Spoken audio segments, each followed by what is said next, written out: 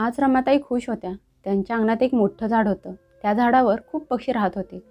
दररोज सकाळी त्या पक्ष्यांना खायला घालायच्या आणि पक्षी पण दाणे खाण्यासाठी खाली यायचे. आज त्यांच्या धाकट्या मुलाचे राघवचे लग्न होतं. पण राघवच्या चेहऱ्यावर आनंद दिसत नव्हता, कारण त्याचा मोठा भाऊ त्याच्या लग्नाला हजर नव्हता. त्याची कमतरता त्याला जाणवत होती. सगळ्या नातेवाईकांनी प्रश्न विचारून विचारून त्यांना बेजार केलं होतं की मोठा मुलगा आणि सून लग्नाला का आले नाहीत. सगळ्यांना सांगून सांगून त्यांचा घसा सुकला होता. खरं कारण तर रमाताई कोणालाच सांगू शकत नव्हत्या.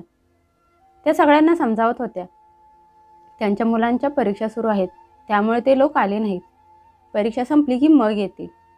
पण लोकांना चुगली करायला एक कारण मिळालं होतं. त्यामुळे एकमेकांच्या कानात खुसफुस चालूच होती. कोणी बोलायचे की मोठ्या सुनेसोबत त्यांचं पटत नसेल, त्यामुळे आली नसेल. कोणी म्हणायचे की रमाताईंचा स्वभाव खूप रागीट आहे, त्यामुळे त्यांचं भांडण झाले असेल. बघा, काही दिवसातच धाकटी सून पण त्यांना सोडून वेगळी राहायला जाईल. जी एक ना हजार कारण, हजार लोकांची हजार तोंड, कुणाला गप्प करायचं. धूमधडाक्यात लग्न झालं. मोठ्या भावाची आणि बहिणीची कमी त्याला जाणवत होती. तो त्याच्या बायकोला लग्न करून घरी घेऊन आला. राघवला घरातल्या प्रत्येक छोट्या मोठ्या गोष्टीची जाणीव होती. कसे छोट्या छोट्या गोष्टीवरून त्याचे आई आणि बहिणीमधलं भांडण मोठं व्हायचं हे त्याला चांगलंच माहीत होतं. गोष्ट कधीच एवढी वाढली नसती, पण तिला वाढवली जात होती. त्यामुळे त्यांच्या घरात रोजच महासंग्राम सुरू असायचा. राघव काळजीत होता की आईचा स्वभाव तर तो बदलू शकत नाही. वडील नाहीतर त्यांनी आईला समजावलं असतं. त्याच्या बायकोचा कोमलचा स्वभाव शांत सहनशील असावा, कारण त्याचं आणि कोमलचं जास्त बोलणं झालं नव्हतं. त्यामुळे तो तिला जास्त ओळखत नव्हता. त्याचं काही लव्ह मॅरेज नव्हतं. ते असतं तर कमीत कमी कोमलचा स्वभाव त्याला अगोदरच समजला असता. त्याने सगळं देवाच्या भरवशावर सोडलं होतं. त्याने मनात ठरवलं होतं की तो कोमलला सगळं अगोदर सांगून टाकणार आहे. आईचं बोलणं या कानाने ऐकून त्या कानाने सोडून देत जा. आईच्या कुठल्याच गोष्टीचा राग येऊ देऊ नकोस. तिच्या बोलण्याकडे जास्त लक्ष देऊ नकोस. राघव रात्री त्याच्या बायकोला कोमलला म्हणाला, कोमल, आता तुलाच या घराला सांभाळायला लागणार आहे. कोमलने मध्येच प्रश्न केला, राघव, दादा वहिनी का आले नाहीत आपल्या लग्नाला? राघवने काही न लपवता सगळं खरं खरं सांगून टाकलं.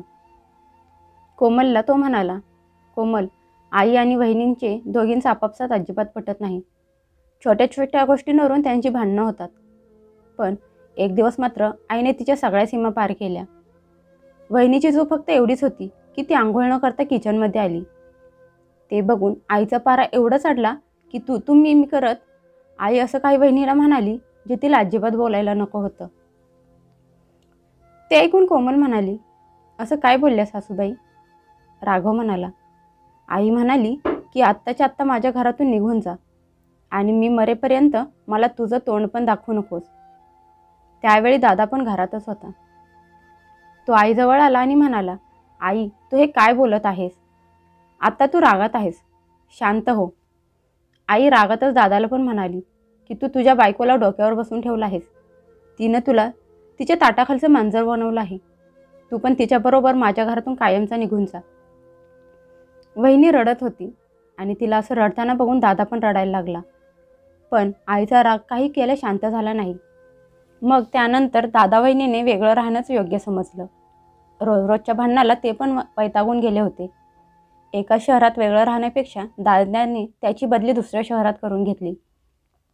तो तरी वहिनीला असं रोज रोज रडताना बघू शकत नव्हता.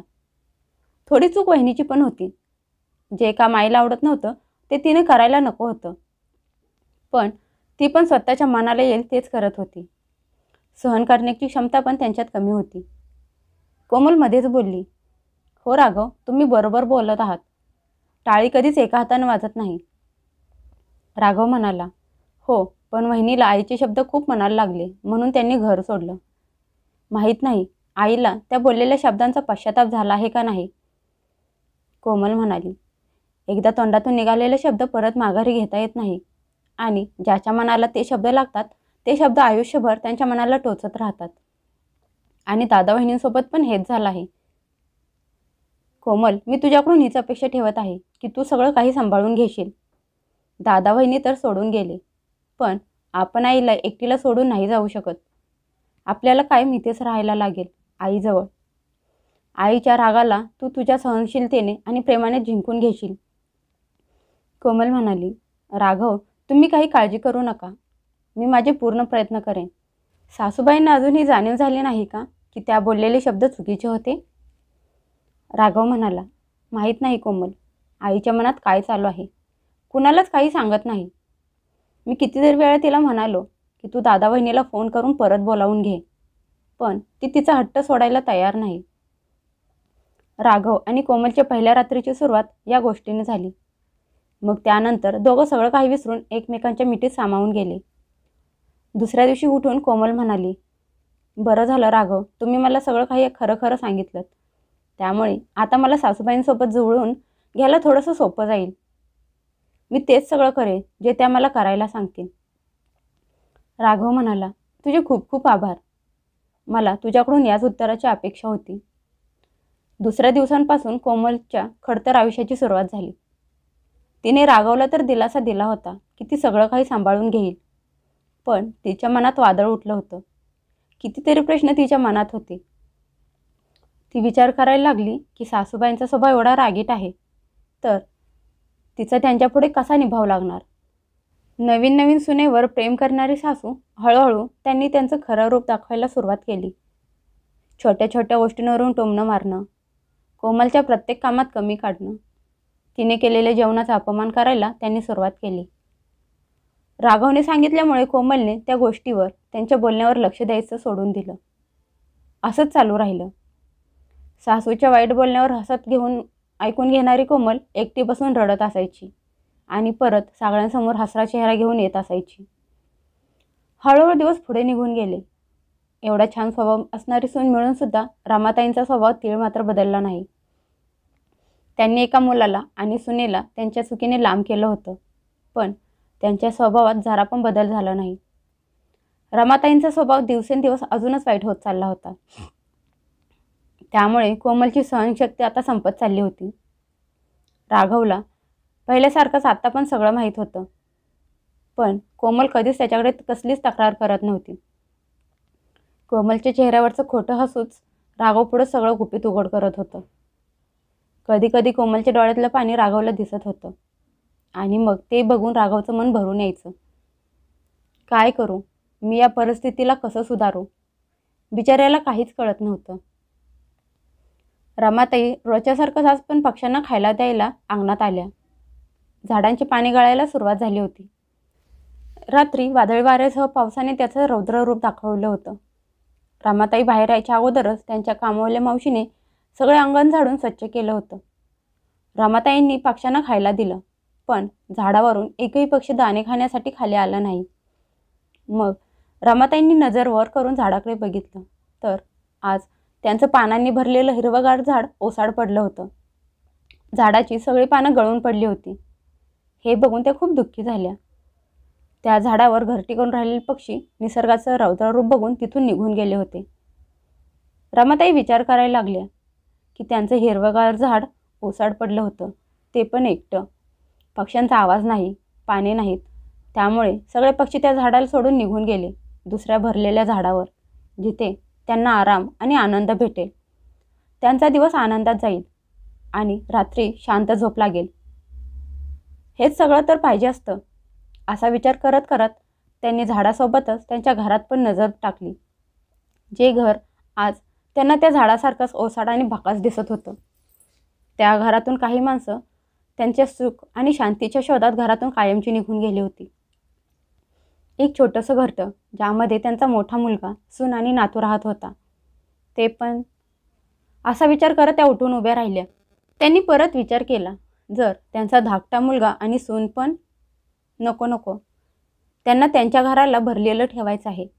या झाडासारखं ओसाड आणि भकास करायचं नाही. आज पहिल्यांदाच त्यांना मोठ्या मुलाची आणि सुनेची कमी जाणवायला लागली होती. त्यांच्या आठवणीत मन उदास व्हायला लागलं होतं. त्यांच्या चुकीची त्यांना जाणीव होताच त्यांची त्यांनाच लाज वाटायला लागली होती. कसं त्या त्यांच्या मोठ्या सुनेला त्रास देत होत्या, तिला टोमणे मारत होत्या, तिच्या प्रत्येक कामात चूक काढत असायच्या, कधीच तिला आनंदात जगूच दिलं नाही. आज ते सगळं त्या त्यांच्या धाकट्या सुनेबरोबर करत होत्या. त्या विचार करत होत्या की असं का का त्या त्यांच्या सुनेसोबत असं वागत होत्या, का त्या सुनेला मुलीचं प्रेम देऊ शकल्या नाहीत. त्यांच्या डोळ्यातून पश्चातापाचे अश्रू व्हायला लागले. डोळे पुसायला आज त्यांच्याजवळ धाकटा मुलगा आणि सून आहे, पण त्यांच्या रागीट स्वभावामुळे त्यांना पण त्यांचं घर बदललं तर त्या काय करतील. त्या पानगळतीच्या ऋतूने रमाताईंना त्यांच्या चुकीची जाणीव करून दिली होती. आज दुपारी जेवणाच्या वेळी सगळे जेवण करत असताना पहिला घास खाताच रमाताई पहिल्यांदा त्यांच्या सुनेला म्हणाल्या, अरे वा सुनबाई, जेवण खूप छान बनवलं आहेस. राघव आणि कोमल आश्चर्याने एकमेकांच्या तोंडाकडे बघायला लागले. आईच्या तोंडातून प्रशंसा ऐकून, ते शब्द ऐकून तर कोमलचे मन आनंदाने नाचायला लागले होतं.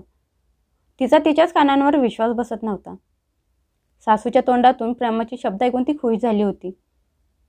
सासूबाईंनी जेवणात कुठलीच कमी काढली नव्हती. सुनबाई सुनबाई म्हणत असणारे सासू आज दुपारी प्रेमाने तिला कोमल म्हणून आवाज देत होत्या. सासूच्या स्वभावातला बदल बघून कोमल खुश झाली होती. आज दिवसभरात तिच्या कुठल्याही कामात चूक काढली गेली नव्हती. घरातलं वातावरण एकदम शांत आणि आनंदित झालं होतं. असं वातावरण बघून रमाताई पण खुश झाल्या होत्या.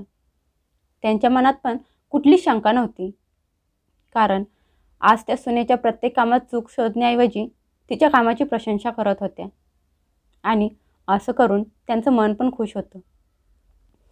ही बातमी मोठ्या मुलगा आणि सुनेपर्यंत जाऊन पोहोचली. राघव आईला म्हणाला, आई, दादाचा फोन आला होता, भेटायला बोलवलं आहे. मी विचार करत होतो की 2 दिवस जाऊन भेटून येईन. रमाताई म्हणाल्या, थांब. आणि जाऊन त्यांनी सरळ त्यांचा फोन घेतला आणि त्यांचा अहंकार स्वाभिमान सोडून मोठ्या सुनेला फोन केला. इकडून आरतीने फोन उचलला आणि हॅलो म्हणाली आणि इकडून सासूचा आवाज ऐकून थोडा वेळ भयान शांतता पसरली. रमाताईंना काय बोलावं कळत नव्हतं, पण हॅलो हा शब्द ऐकून आरतीने सासूचा आवाज ओळखला होता. ती पुढाकार घेत म्हणाली, आई. ते आई म्हणताच रमाताई जोरजोरात रडायला लागल्या. त्यांच्या तोंडातून शब्द निघत नव्हते. तोपर्यंत कोमल पण तिथे आली. स्वतःला सावरत रमाताई म्हणाल्या, आरती, सुनबाई मला माफ कर. फोन स्पीकरवर होता. त्यांचा मोठा मुलगा पण तिथेच बाजूला उभा राहून सगळं ऐकत होता. आरती म्हणाली, आई तुम्ही असं का बोलत आहात?